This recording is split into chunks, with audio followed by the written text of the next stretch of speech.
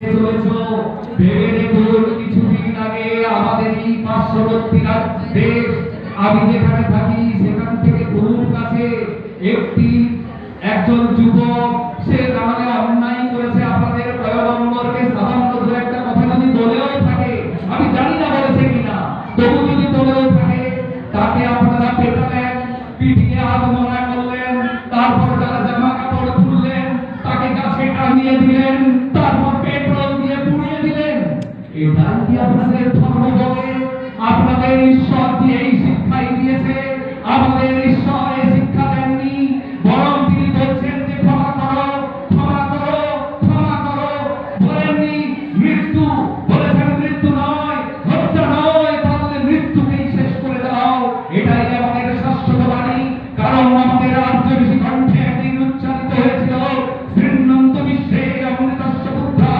আদে দিব্যানি ভবানিতস্তু পিতা হবে তম পুরুষম মহন্তম আদিত্যবর্ণম তমসো পুরস্তার হে ঈশ্বরের পুত্রগণ দেবতার পুত্রগণ শোনো মানুষকে আমরা কখনো নরকের কীট বলে এখানে আমাদের ভারত ধর্ম শেখায়নি বরং বলছে মানুষ হলো দেবতার পুত্র সুতরাং সে নিজেই দেবতা আমার ভেতরে যে বাজে গুণগুলো আছে আমার ভেতরে যে অসুর গুণগুলো আছে সেই অসুর গুণগুলোকে আমি ধীরে ধীরে সরিয়ে দেব এবং আবার আমি ভগবানের রূপান্তরিত হব ভগবান নয় মায়ের পেটে জন্মানো রামকৃষ্ণ মায়ের পেটে জন্মানো বিবেকানন্দ মায়ের পেটে জন্মানো রক্ত মাংসের শরীর মা আমাদের তাদের নিজেদের জীবন দিয়ে শিখে দিয়ে গেলেন ধীরে ধীরে ধীরে ধীরে দেবতার গুণগুলি অর্জন করতে করতে এক সময় নিজেরাই দেবতা হয়ে যাওয়া যায় তাই তারা মন্দিরে মন্দিরে পুজো পাচ্ছেন একটা দেশ নয় দুটো দেশ নয় 200-ও বেশি দেশে এখনো পর্যন্ত রামকৃষ্ণ মিশন তার কেন্দ্র বিস্তার করেছে এবং মন্দিরে মন্দিরে তৈরি দেবতার পূজিত হচ্ছেন শুধু আমাদের দেশে নয় এটা বুঝতে হবে এইভাবেই আমরা আমাদের জীবনযাত্রাকে পরিচালিত করব যারা বলছেন রামকৃষ্ণ বিবেকানন্দের সমালোচনা করছেন তাদের উদ্দেশ্যে আমার একটাই কথা একজন মুসলমান ঐতিহাসিক বিদগ্ধ পণ্ডিত ব্যক্তি অবশ্য এসেছিলেন এখানে গোলপার্কের একটা অতিথি নিবাসে ছিলেন এশিয়াটিক সোসাইটিতে বক্তৃতা করতে গিয়ে বলেছিলেন Hinduism is idolater Christianity proselyte Islam is excessive but the religion of Ramakrishna is dangerous because it is infectious. It is infectious. And thus I believe the whole world will be good of Ramakrishna. Will come under the feet of Ramakrishna. কি সাংঘাতিক কথা তিনি বলেন হিন্দু ধর্ম বৌদ্ধলিক খ্রিস্টান ধর্ম ধর্মান্তরে বিশ্বাসী ইসলাম ধর্ম আগ্রাসী কিন্তু রামকৃষ্ণের ধর্ম সবচেয়ে বিপজ্জনক কেন না সেটা ইনফেকশন ছড়িয়ে যাচ্ছে সংক্রমণ একদিন আমার বিশ্বাস সারা পৃথিবী রামকৃষ্ণের পায়ে মাথা নোয়াবে আর সত্যি তো যদি আজকে রামকৃষ্ণের পায়ে মাথা না নোয়া যদি তার দুইটি মূল্যবান সমীকরণ মেনে না নেয় যত মত তত পথ মেনে না নেয় যদি তার জীবন ত্যাগে জীব সেবার আদর্শকে মেনে না নেয় তাহলে কি হবে পৃথিবী ধ্বংস হবে আমরা মানুষ আপনারা জানেন এই মুহূর্তে আমেরিকায় যে পরিমাণ অ্যাটম বম সজ্জিত আছে সারা পৃথিবীকে দিনে 6 বার ধ্বংস করা যায় তাহলে একবার চিন্তা করে দেখুন আমরা কোন পথে এগোচ্ছি মানুষের সভ্যতা কোন দিকে যাবে স্বামীজি বলছেন হোমো সেপিয়েন্স ডিভাইনিটি অর্থাৎ মানুষ দেবত্বের পথে এগোবে সবাই একসঙ্গে ভাই বলে নিজেদের থেকে নেবে দেবতার গুরুগুলি নষ্ট করতে করতে এক সহজ দেবতার আমি বাড়াতে চাই না বিগত সময় দিয়েছেন আমি অনেক ক্ষেত্রে পরীক্ষা নিয়েছি সমাপ্তি সুরক্ষা বলে শেষ করবো আপনারা সঙ্গে করবো চিত্তম বলুন ওম সমধর্ম যোগমূর্ত প্রতীকম যোগদম প্রতীকম জয় বলুন ওম সমদবতীত চিত্তম ওম সমধর্ম চিত্তম যোগমূর্ত প্রতীকম যোগদম ভসিত বলিত বক্রম বাললীলা সঠ্যম কলিভয়হর দেবম ব্রহ্মতত্ত্বৈকদীপম ব্রহ্মতত্ত্বৈকদীপম করুণতরলনেত্রম রামকৃষ্ণং নমামি। সবাইকে ধন্যবাদ, নমস্কার। নিজের মুখ থেকে শুনবেন এবং সেটা তিনি বললেন এখনো সন্দেহ যে রাম সেই কৃষ্ণ ইদানি এর শরীরে শ্রীরামকৃষ্ণ, তাহলে তিনি কেন এগুলো বলছেন? এই মানবতা কেন বলছেন? বলেন আমি 16 টান করলে তোরা এক টান করবি। তিনি সবই করতে পারতেন। একবার ভাবুন, এসেছিলেন গুরু হলেন প্রতাপুরী, বেদান্ত ব্রাহ্মজ্ঞ পণ্ডিত, বিশাল বড় অদ্বৈতবাদী সন্ন্যাসী। গুরু হতে গেছিলেন, শিষ্য হয়ে বাড়ি থেকে গেছিলেন। কি ব্যাপার? অদ্বৈতবাদ, সব ব্রহ্ম।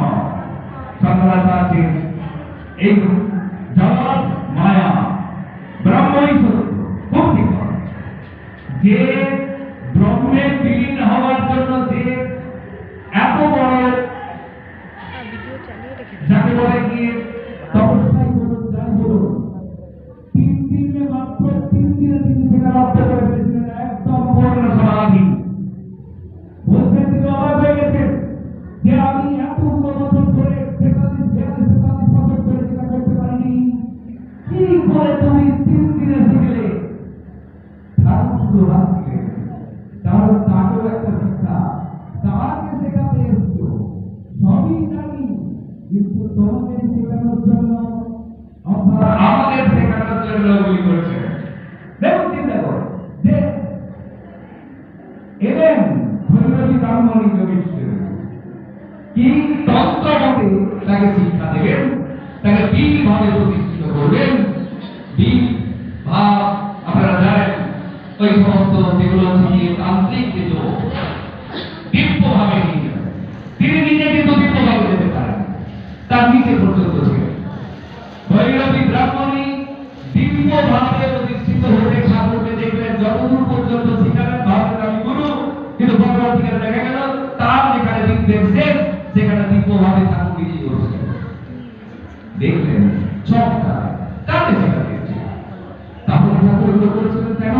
ওই যে ভগবান গীতায় বলেছেন, जब जना चरति सिद्धो तत्तदेवी करो जलो शायत प्रमाणं से योग सदलवत्तवे। যারা নিজে করে দেখাচ্ছেন তাকেই মানুষ কিছু অনুসরণ করবে। শুনুন, আমি বেশি বাড়াতে চাই না, শুধু একটা জিনিস বলবো।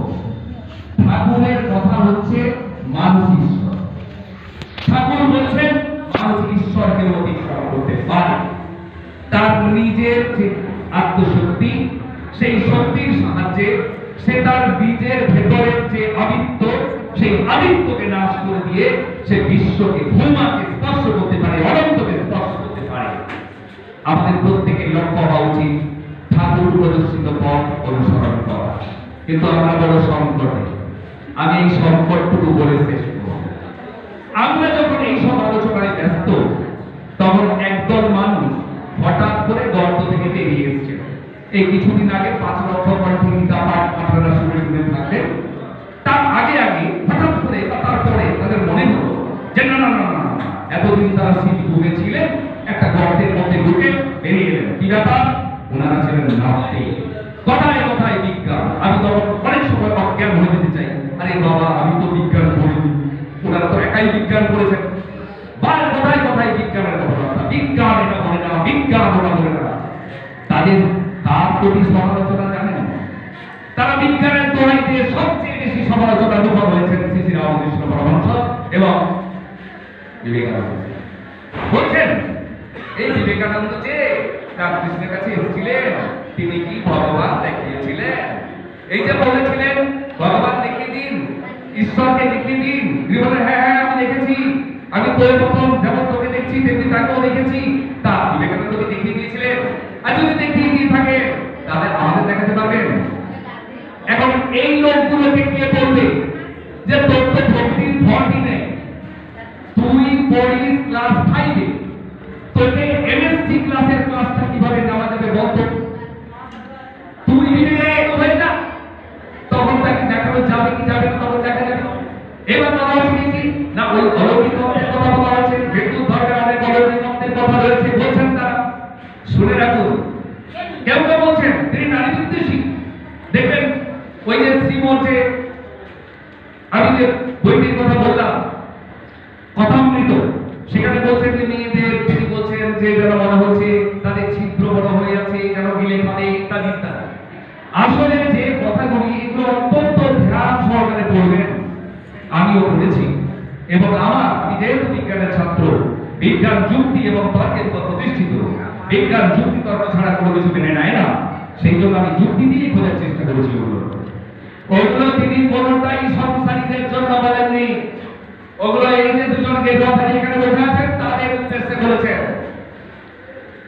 কোনোভাবে মেয়েদের অসম্মান তিনি করেননি। তাহলে নিজের সহধর্মিণীকে ষোড়শী রূপে পূজা করতেন না এবং জপমালা তার পায়ে অর্পণ করতেন না। পৃথিবীর কোন ধর্মাচার্য এইরকম কোনো উদাহরণ স্থাপন করেননি। বুদ্ধদেব বলেছিলেন, বুদ্ধ বলছেন আজকাল অনেকের অপবৌদ্ধ আন্দোলন শুরু হয়েছে, তারা বলছেন বুদ্ধদেব ছিলেন না, বুদ্ধদেব বলছিলেন। আমি করুণাবতার বুদ্ধের কথা বলবো না, আমি তাকে সবসময় সম্মান করি, আমাদের বিষ্ণুর অবতার বলেই পুজো করি আমরা হিন্দুরা। কিন্তু তারা হিন্দু ধর্মকে খাটো করার জন্য, এই রামকৃষ্ণ বিবেকানন্দকে খাটো করার জন্য উঠে পড়ে গেছেন। তারা বলছেন বুদ্ধদেব ছিলেন, তিনি নারী বিদ্বেষী ছিলেন, তিনি নারীদের খুব রাখি। দেখুন এইটা দেখে আমি একটু পড়াশোনা শুরু করলাম। জাতকের বইগুলো কিনুন, দেখবেন সেখানে ভবিষ্যৎবাণী বলছেন, বলছেন মেয়েরা 40টি পদ্ধতিতে পুরুষকে প্রতারিত করে। বলছেন মেয়েদের কোনদিন বিশ্বাস করো না, কারণ ঠকাবেই। না না না, ঠাকুরের কথা বলেননি। ঠাকুর বলেছেন যে কামিনীর কথা, সেটা কামিনী বলতে এই স্ত্রীলোকের কথা বলেননি, তিনি তাদের কথা বলেছেন, সেটা আমাদের প্রত্যেকের শরীরেই আছে। তিনি বলছেন, একজন জিজ্ঞাসা করলেন মহাশয় তাহলে কি নারীদেরকে ঘৃণা করব? উত্তরে ঠাকুর বলেছিলেন কে বলেছে মেয়েরা মায়ের জাত, ঘৃণা কেন করবি? উত্তর দিচ্ছেন, তাহলে তিনি উত্তর বললেন কেন না কাম জয় করতে বলছেন সন্ন্যাসীকে। সন্ন্যাসী তুমি কাম জয় করো, কাম জয় না করলে তুমি ওই রাস্তায় কিন্তু এগোতে পারবে না, এইটা বলছেন। তিনি কোন সংসারীকে বলেননি, কিন্তু সংসারীকে একটা উপদেশ দিয়েছেন অবশ্য। সেটা ছিল কি? সেটা ছিল যে যখন দুটো বাচ্চা হয়ে যাবে তখন স্বামী স্ত্রী ভাই বোনের মতো থাকবে। অর্থাৎ সেখানেও একটু কাম জয়ের ব্যাপার কিন্তু এসে যাচ্ছে, কিন্তু তাদেরকে এই কথা বলেননি, তিনি তার সন্ন্যাসী শিষ্যদের জন্যই বলেছিলেন। তাহলে এই ব্যাখ্যাগুলো কিরকম বড় ব্যাখ্যা চিন্তা করুন। অলৌকিকত্ব, অলৌকিকত্ব আপনাদের হনুমান বলতে চলে যাচ্ছেন লঙ্কা, আরে তাদের বুদ্ধদেব তো বলতে চলে গেছিলেন শ্রীলঙ্কা। ইসলামে আমাদের নবী সাহেব মেরাজের রাতে ওই যে ঘোড়া গাধার মধ্যবর্তী একটি পশু, যার মেয়েদের মতো মাথা, বলেন বলেন একটু বাইরে ওদের ঘোড়ার হাদিসটা একটু পড়বেন, আমি একটু পড়েছি সামান্য, সেখান থেকে বলছি যে হঠাৎ করে কি করলো না তিনি উল্টে উঠে চলে গেলেন। এটা মজার কথা বলছি, তার একটা পরকীয়া ব্যাপারে সে কিছু এখানে বলতে চাইলে, যদিও উম্মে হানি ছিল তার এক ছোট, তার সঙ্গে একটা সম্পর্ক স্থাপিত হয়েছিল, তার স্বামী ছিলেন না, ওই বাড়ি থেকে ভোরের বেলা ওনাকে বেরোতে দেখে শিষ্যেরা চলে গেল। এই নামটা ঈশ্বরের নবী। এই তো নবী যখন কাঁদতে শুরু করলেন, তিনি কাঁদতেন এবং তার কি আসছে মানে ঈশ্বরের আদেশ আসছে। ঈশ্বর বলেন তুই বল সেদিন তুই কোথায় গেছিলি, কেনই বা তুই তার বাড়ি থেকে বেরোলি? এইবার তিনি একটি গল্প ভাবেন, গল্পটা এরকমই যে একটা ঘোড়া গাধার মতো একটি প্রাণী, যার মাথাটা মেঘের মতো এবং তার দুটো পাখা আছে, তার নাম তাজি ঘোড়া। এই তাজি ঘোড়া, আর তিনি পাঠিয়েছিলেন নাকি ঈশ্বর তার দূত জিব্রাইলকে। এই জিব্রাইল সে আমাদের পর্বত সাহিত্যে গেল, তারপর ধরে উঠল, তারপর উঠতে উঠতে এক আসমান, দুই আসমান, তিন আসমান, চার আসমান, পাঁচ আসমান, ছয় আসমান, সাত আসমান, রকেট লাগেনি, পড়ে গেল একদম সহজে। পৌঁছে গিয়ে খোদা তাআলা দেখা পেলেন, 5 ওয়াক্ত নামাজ আনলেন। খুব ভালো কথা। আপনাদের এটা যদি বিজ্ঞানসম্মত হয়, তাহলে হনুমানের ওড়াটা কিসে বিজ্ঞানসম্মত নয় একবার বলবেন। যদি 33 কোটি দেবদেবী আছে, আমি জানি না আপনারা অবশ্য 33 কোটি বলছি বলেন। 33 কোটি কিন্তু অঙ্কের হিসাবে নয়, 33 প্রকার, নট 33 কোটি, ক্রোড় নয়, 33 প্রকার। অনেকে ভুল করে বলেন 33 কোটি, এটাও হিন্দুর ভুল। কোন 33 কোটি নয়, 33 প্রকার দেবদেবী। আর একটি নতুন দেবতা তৈরি না করলে চলতো না। কেন আরেকজন নতুন দেবতা তৈরি করে আমরা পুজো করব? আমাদের তো 33 প্রকার দেবদেবী আছেন। তিনি বলেছিলেন, বরং তার নাম সকলে ভুলে যা, কিন্তু তার বাণী দীর্ঘজীবী হোক। তার মানে আমরা রামকৃষ্ণকে ভুলে যাই, তাতে কিছু যায় আসে না। কিন্তু রামকৃষ্ণদেব আমাদের যে কথাগুলি বলে গেছেন, আমাদের জীবনে সেটা প্রয়োগের মাধ্যমে, তার চর্চার এবং চর্চার মাধ্যমে আমরা আমাদের নিজেদেরকে গড়ে তুলব। একটা সুন্দর, প্রথমে নিজের সংসারটি গড়ব, আর একটি সুন্দর সংসার 1000টি সুন্দর সংসার তৈরি করবে। সমাজ সুন্দর হবে, একটি দেশ সুন্দর হবে, একটি দেশ সুন্দর হবে, সেই আলোকে অন্য দেশগুলি সুন্দর হবে, পবিত্র হবে, শান্তির জীবন যাপন করবে। মানুষ ধীরে ধীরে দেবত্বের পথে উন্নীত হবে। এটাই কিন্তু শ্রীরামকৃষ্ণের প্রদর্শিত পথ। কখন এসেছিলেন তিনি তো কথা দিয়েছিলেন একদিন। কোথায়? সেই ধর্মক্ষেত্র কুরুক্ষেত্র। সমস্ত যুযোৎসবের মধ্যে যখন অর্জুন বললেন, সেনয়োর উভয়ের মধ্যে রথং স্থাপয়মেচ্যুত যাবতে তার নিরীক্ষেহং যদ্ধুকামান অবস্থিতান কৈর্ময়া সারযুদ্ধব্যম মুসলিম রণসমুদ্যমে। এই কথাটা বলার ফলে ভগবান সেই উত্তম রথটি দুই সেনার মধ্যবর্তী স্থানে স্থাপন করে বললেন, পার্থ পশ্যৈতান সমবেতান কুরুনীতি। এই পার্থ সমবেত কুরুকুলকে দেখো। তাদের দেখার পর কি হলো? অর্জুনের মানসিক বিকৃতি এলো।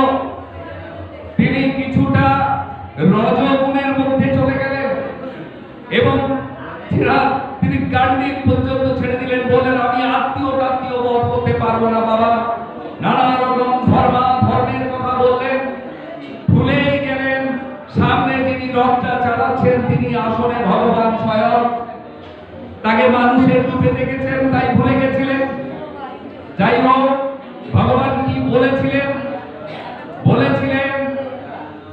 যে যখনই ধর্মের গ্লানি উপস্থিত হয়, यदा यदा हि धर्मस्य ग्लानिर्भवति भारत अभ्युत्थानम् अधर्मस्य तदात्मानं सृजाम्यहम्।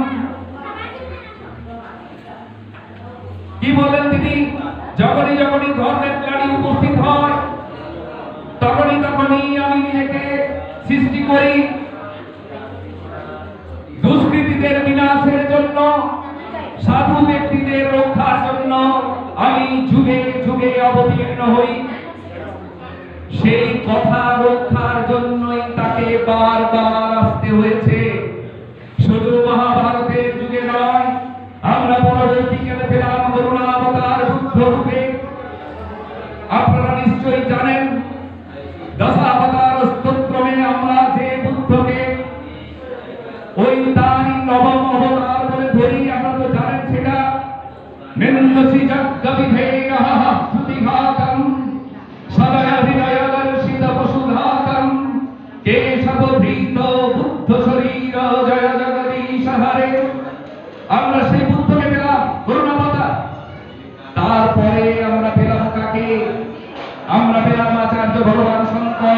কিন্তু সুরাবতা।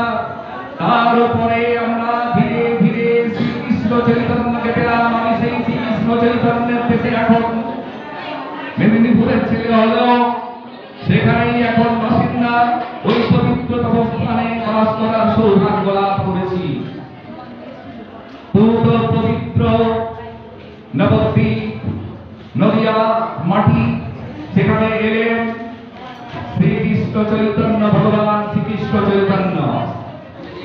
কি করেছিলেন? হিন্দু বলেছেন তো সবাই মুসলিম হয়ে যেতাম আমরা। হাত থেকে রক্ষা করেছিলেন, ধর্মান্তরণের হাত থেকে সবাইকে, ব্রাহ্মণ চণ্ডালকে বুকে টেনে নিয়ে, যাতে করে ওই ধর্মান্তরণটাকে ঠেকিয়ে দেওয়া যায়, হিন্দুদের মধ্যে যাতে করে আত্মবিশ্বাস জাগরিত করা যায়, তার ব্যবস্থাটি করে গেছিলেন। তারপরে এলো আর এক ক্রান্তিকাল। তখন ব্রিটিশ বেনিয়াদের শাসন চলছে। ব্রিটিশ বেনিয়াদের নিয়মটাই এইরকম, যেখানে যেখানে তারা যায়, তারা আমাদের বিবেকানন্দের ভাষায় 3টি ব নিয়ে যায়। একটি ব বেয়োনেট, সেই বেয়োনেটের দ্বারা সে দেশ জয় করে। 2 নম্বর হচ্ছে কি না বাইবেল।